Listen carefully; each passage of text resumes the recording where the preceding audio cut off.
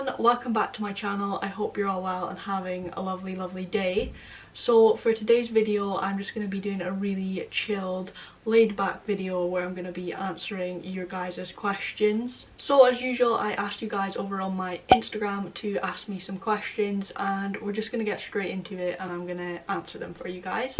So the first question is, can you give some tips on how to save money? So I actually got quite a few questions about this because I have mentioned in many videos that one thing I'm really proud of myself for is that I am very good at saving money, and lots of you guys have asked like how did I save up for my car and how am I saving for a mortgage and just general questions on how I am good at saving money. So I think it just really comes down to prioritizing things that you need and things that you don't really need but you want. So for me, the main money that I tend to spend is on bills. So I give my parents rent money each month, I pay for my internet bill, my phone bill, things like that. And I'd say like my downfall is that I spend most of my money on food. So I like to, you know, treat myself to a Costa or treat myself to McDonald's or something like that. But then at the same time, it's super important that you don't just save and not spend any money on yourself. So I try to not be too hard on myself when I do treat myself to, you know, a lunch out or a dinner out or something like that, because you have to treat yourself every now and then, or else you'll just go insane and you won't enjoy saving your money. So definitely work out what things you have to spend your money on, like what are the necessities, what are your priorities, and just make sure that you set aside enough money a month to pay those. And then what I think helps me save is always having a goal, something to save towards. If I was just to tell myself to just save my money and not have something in mind that I want once I've saved my money, I think it would be a lot more difficult. But because, for example, when I was saving up for my driving lessons, when I was saving up for my car, like I had that in mind, so it gave me motivation to actually save for that. And like right now I have in my mind that I want to save for a house, and so that's really encouraging me to save, because I keep thinking of that end goal and think like how happy I will be when I have something to show for my money. So for me that really works. So it's really all about balance and spending money on the necessities, saving a little bit of money, and then leaving a little bit of money to treat yourself as well. I am aware that some people find it really difficult to save, but I just want to say that once you do save for something that you really want, it will be the best feeling ever to know that you have worked really hard for that and that you have been able to earn the money and save the money all by yourself and buy it for yourself. There's no better feeling. So the next question is, will you be donating your hair again? I've been thinking about it myself. So firstly, I would urge anyone to donate their hair. It's such an amazing thing to do and it goes to such an amazing cause. And if you guys haven't been subscribed to me for that long, then you might not know that I donated my hair about 2 years ago, I think, probably more than 2 years ago actually. But I had long hair, even longer than it is right now, and I got it chopped about here, donated all of it, and it was just the most amazing feeling to know that I had helped someone and that I had put a smile on someone's face by giving them my hair. And I definitely want to do it again. It's something that I have been talking a lot about recently to my family.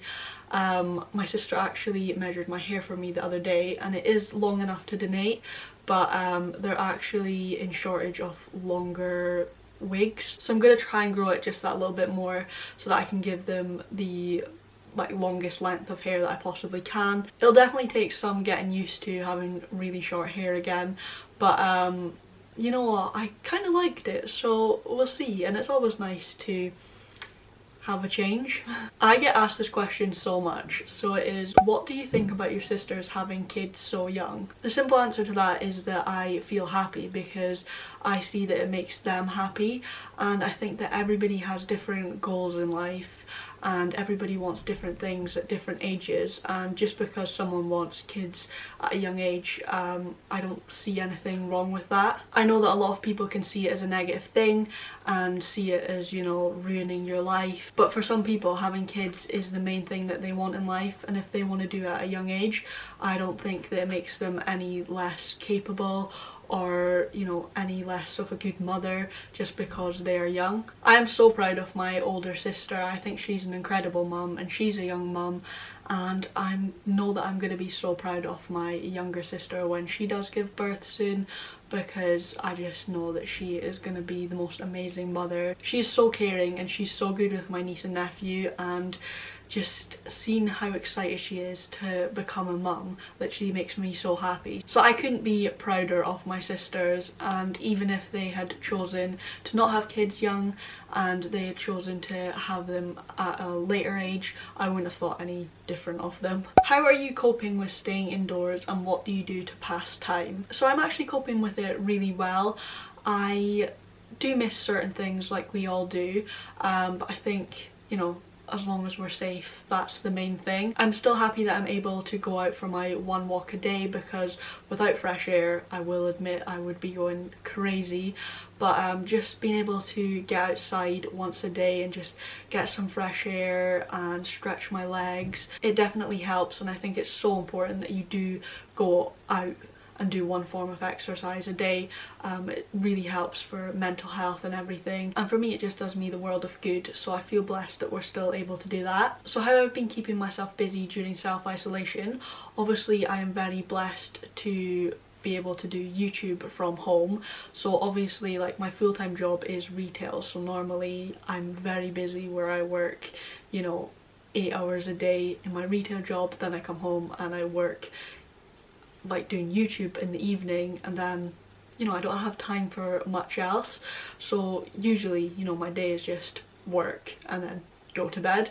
But obviously I'm not doing my full-time job in retail at the moment because it is closed due to what's going on in the world right now. So I feel really blessed to still be able to do YouTube, to keep me busy and to keep my mind occupied. I've just been filming, I've been editing, I've been vlogging for you guys, but obviously I have a lot more free time than I normally would, because instead of doing 2 jobs I'm just doing 1. So what has been keeping me busy is I have been doing a lot of jigsaws, I have been scrapbooking, I've been reading books, I've been playing board games with my family. That's a big one that I really enjoy, and we've been playing card games as well. I feel like we're getting to spend so much more quality time together, which is, you know, a good thing if you're trying to find a positive in a horrible situation. I've also ordered myself a Nintendo Switch Lite, which is something I have wanted for literally ages. Like, ever since it first came out, which is a good while back, I wanted one so bad, and I never bought myself one because I just didn't feel like I could justify it. But then over the last few weeks I've literally seen everyone on social media with Nintendo Switch Lite, and I have been wanting one so bad.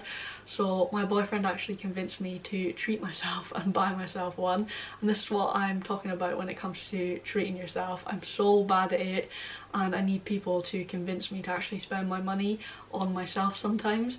So yeah, my boyfriend convinced me. He was like, you've worked really hard, like, just reward yourself, buy yourself a Nintendo Switch Lite, you've wanted one for the longest time. So I've ordered myself one. It's gonna arrive in a few days, and that will definitely keep me entertained as well.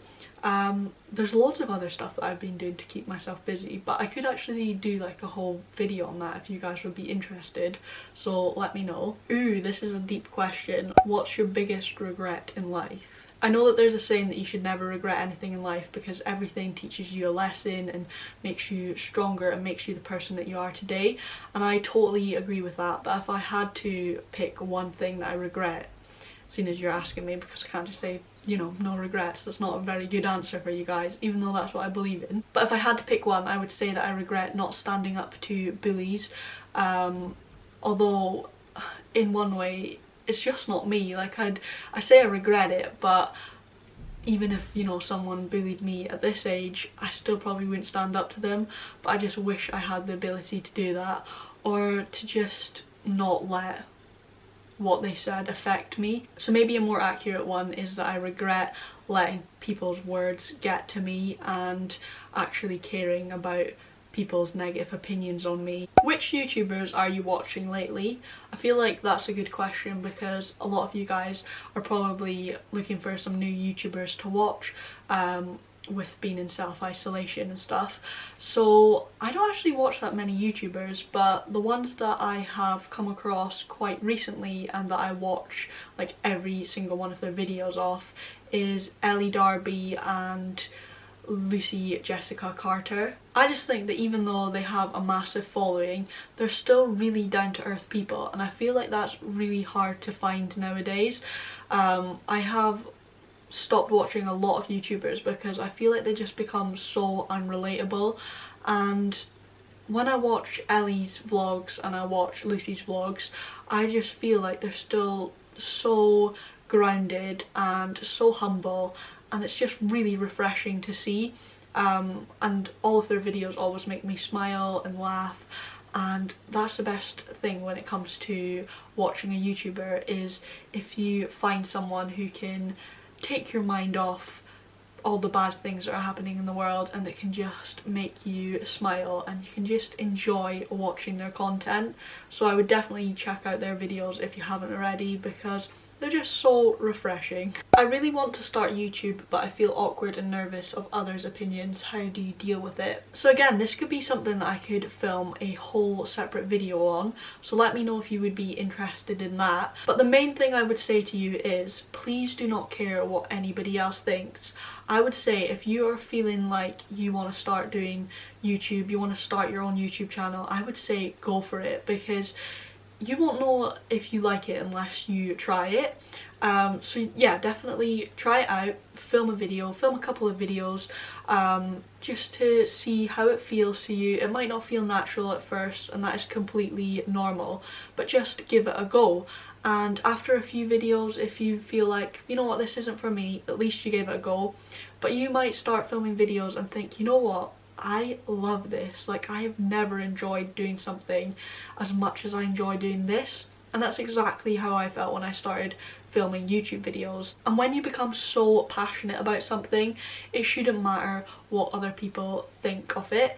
And I know it's easier said than done, but you just have to ignore it. And it is really difficult, but you can't let the opinions of others stop you from doing something that you love. I've been doing YouTube for like 5 years now, and I still get it to this day where people laugh at what I do or make fun of what I do, and at the end of the day I just think, well, I have nothing to feel bad about. I'm not harming anyone here. I'm literally just talking to a camera. Yes, some people might think it's strange, and that's completely okay if they have that opinion, but it doesn't give them the right to, you know, start hating on you and stuff like that. You're not harming anyone. They're the only ones harming people by spreading their negative opinions across the internet when they don't really need to be heard.